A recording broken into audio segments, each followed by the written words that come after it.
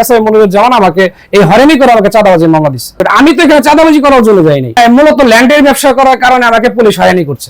আমি 10 নং ওয়ার্ডে দীর্ঘদিন যাবত আমি সিটি টেট লাইসেন্স করে আমি ল্যান্ডের ব্যবসা করি।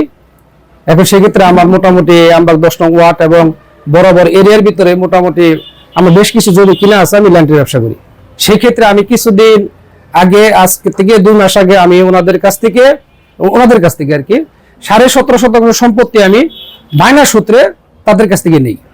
সেখানে বায়না সূত্রে মালিক হয়ে আমি একটা সাইনবোর্ড সেই জমির মধ্যে স্থাপন করি। করার পরে সেই 2 মাস পরে যে আমি ওনাদেরকে বলছি যে আপনারা আমাকে জমিটা মাইপে বুঝিয়ে দেন। তো ওনারা আমাকে জমিটা মাইপে বুঝিয়ে দেওয়ার পরে সেই ক্ষেত্রে আমি জমিতে 2 গাড়ি বালু ফেলাই, যত জমির একটু নিচা আমি 2 গাড়ি বালু ফেলাই।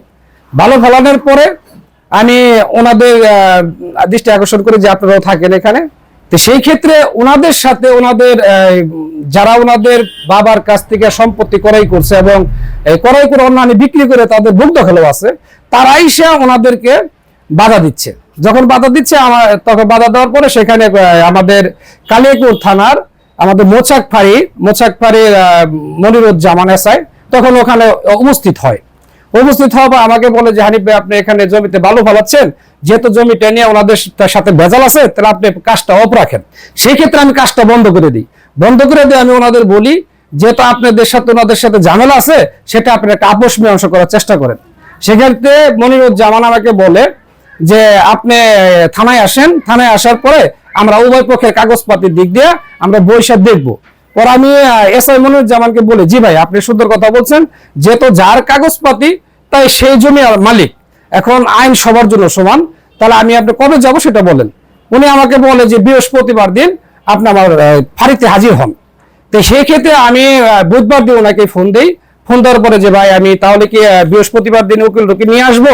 উনি বলে যে জমির মালিক সহকারে আপনি আসেন, আসার পরে আমরা সেই ক্ষেত্রে এখানে বৈশাখ কাগজপাতি দেখবো। তাই আমি আমার যে যারা আমার সাথে আরো পার্টনার আছে তাদেরকে আমি বিষয়টা বলি।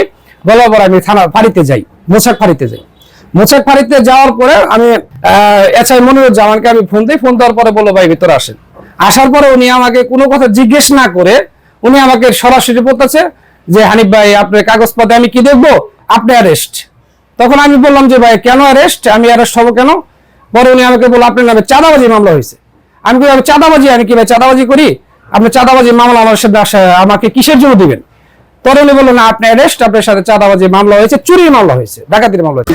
আমি মূলত ল্যান্ডের ব্যবসা করার কারণে আমাকে পুলিশ হয়রানি করছে। পুলিশ কি বলতে চায়? হ্যাঁ, পুলিশ বলতে চাচ্ছে, এখানে আমার সাথে পুলিশ এমনি ফোনের মাধ্যমে বলছে যে আপনি আমার সাথে দেখা করেন।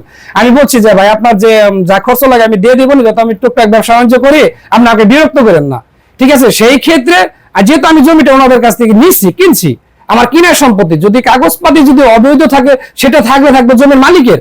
আমি সেখানে কিতা, আমি তো সেখানে কোনো অপরাধ করি নাই। সেই ক্ষেত্রে আমাকে পুলিশ কেন হয়রানি করবে? এসআই মনিরুজ্জামান এবং ওসি জানে কিনা সেটা আমি জানি না। এসআই মনিরুজ্জামান আমাকে এই হয়রানি করে আমাকে চাঁদাবাজির মামলা দিচ্ছে।